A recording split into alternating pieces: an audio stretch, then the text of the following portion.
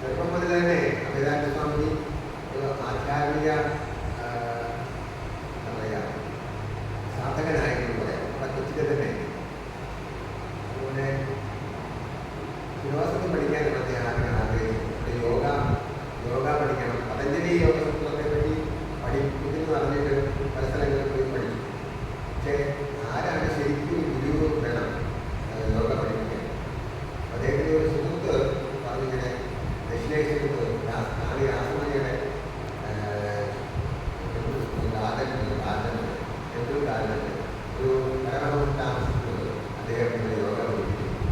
ഇദ്ദേഹം ഒരു ദിവസം വഴിയെന്ന് പറയുന്നത് ദക്ഷിണേഷ്യയിൽ എവിടെ നിന്നും പറയും അങ്ങനെ നടന്ന് കട്ടക്കാണ് വീട്. അപ്പം നടന്ന് ഗംഗ ക്രോസ് ചെയ്ത് വന്നിട്ട് ഓപ്പോസിറ്റ് ഡയറക്ഷനിൽ നടന്നു. കുറേ ദൂരം നടന്നപ്പോൾ അത് ചോദിച്ചു ഇങ്ങനെ ദക്ഷിണേശ്വര എവിടെയാണ്. അപ്പോൾ അദ്ദേഹം പറഞ്ഞു നിങ്ങൾ രാവിലെ കൊണ്ട് ഓപ്പോസിറ്റ് ഡയറക്ഷൻ തിരിച്ചു പോകണം. തിരിച്ച് നടന്ന് ഒരു ഉച്ചയ്ക്ക് 1 മണിയൊക്കെ ആയി 2 മണിയൊക്കെ ആയി അവിടെ വന്നു. വന്ന ശേഷം വന്നിട്ട് ആരുമില്ല. ഒരു നമ്മുടെ ഗാർഡൻ നോക്കിക്കൊണ്ടിരിക്കുന്ന ആൾ ചോദിച്ചു അദ്ദേഹം ഇറങ്ങിയിരിക്കുകയാണോ? അവിടെ നടന്നു വന്നു.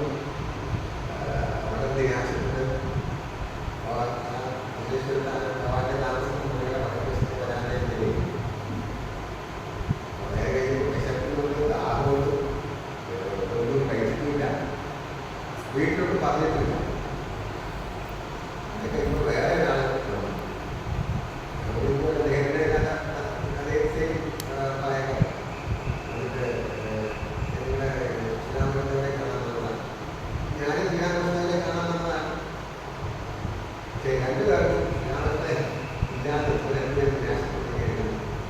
ഇത് തിരിച്ചു പോകാനായിട്ട് അപ്പം നല്ല സമയം കാലിപ്രസന്നെ തിരിച്ചു പോകാനായിട്ട് വീട്ടിലേക്ക് മറ്റേ ശശി മകനായിട്ടാണ് പറഞ്ഞത്. രാമകൃഷ്ണൻ ശശി പറഞ്ഞു ഏതായാലും വന്നതല്ലേ പോകണ്ട, കൂടി ഇരിക്കാം. കളി പറഞ്ഞു വീട്ടിൽ പറഞ്ഞിട്ടില്ല, അവിടെ എന്നെ അന്വേഷിക്കും.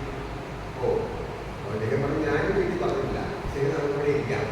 അവിടെ കഴിഞ്ഞപ്പോൾ ഒരു വണ്ടിയിലേക്ക് ഭഗവാൻ വന്നിറങ്ങി.